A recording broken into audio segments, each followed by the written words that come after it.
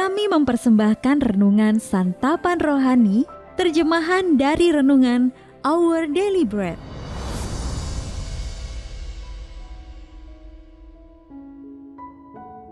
Untuk menerima notifikasi video baru kami, silakan tekan tombol subscribe dan tanda lonceng di bawah ini. Sahabat ODB, pembacaan Alkitab hari ini terambil dari 2 Samuel pasal yang ke-11 ayat yang pertama sampai dengan ayat yang ke-5. 2 Samuel pasal yang ke-11 ayat yang pertama sampai dengan ayat yang ke-5. Daud dan Batsyeba. Pada pergantian tahun, pada waktu raja-raja biasanya maju berperang, maka Daud menyuruh Yoab maju beserta orang-orangnya dan seluruh orang Israel.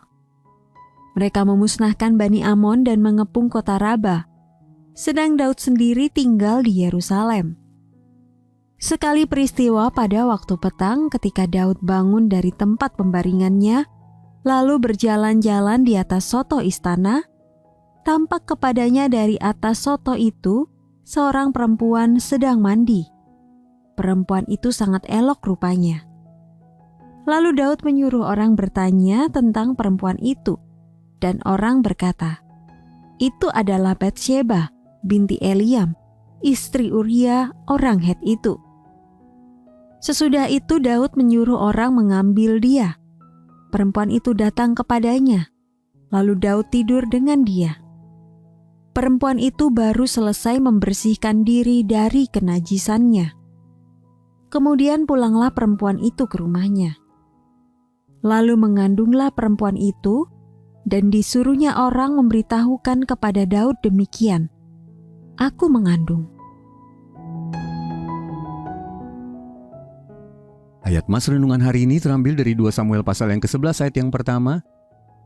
Pada pergantian tahun, pada waktu raja-raja biasanya maju berperang, Daud sendiri tinggal di Yerusalem.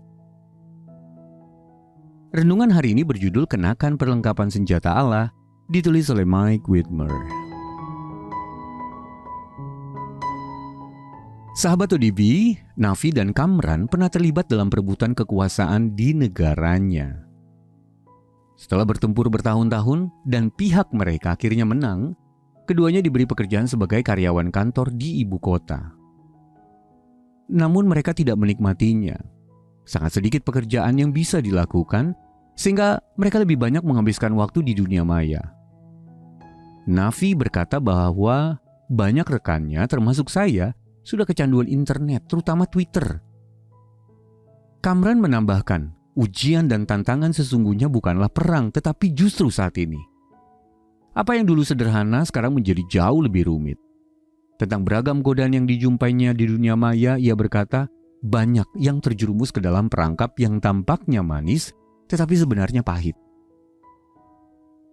Sahabat ODB, kewaspadaan kita cenderung berkurang saat kita berada dalam keadaan yang nyaman, sebagaimana dialami oleh Kamran seusai perang.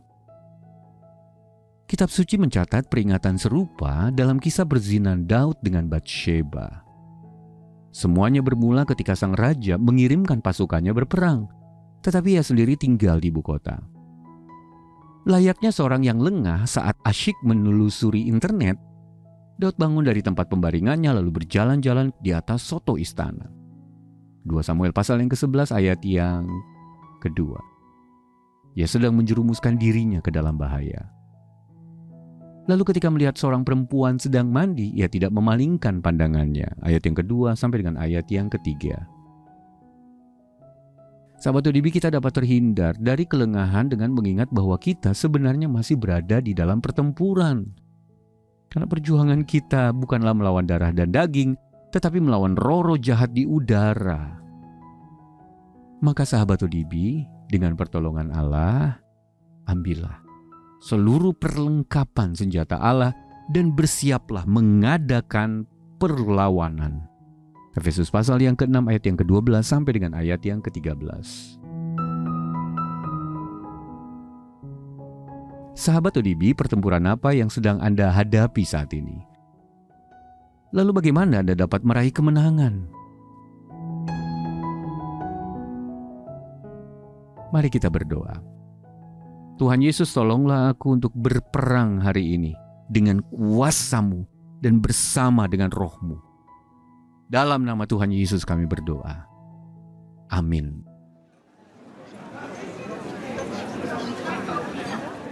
Di tengah dunia yang terus berubah, firman Tuhan adalah kepastian yang kita pegang. Website baru kami kini hadir untuk menemanimu menyelami isi hati Tuhan dengan lebih mudah. Kunjungi odbm.org/id odbm.org/id dan jelajahi fitur-fitur barunya.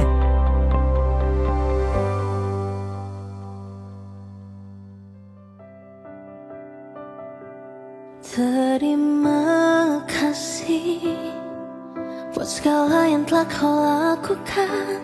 Terima kasih buat semua yang akan kau kerjakan di hidupku. Semua hanya titipan dan kemurahan-Mu di hidupku. Terima kasih buat segala yang telah ku lewati. Terima kasih buat segala yang tak pernah ku mengerti. Kemanakah dapat aku berlari? Hanya kepadamu, oh Yesusku.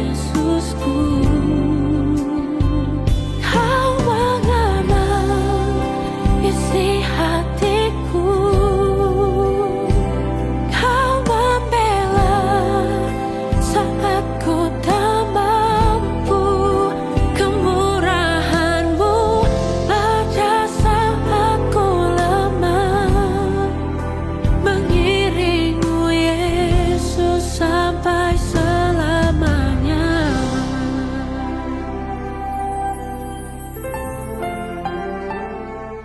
Terima kasih buat segala yang telah ku lewati. Terima kasih buat segala yang tak pernah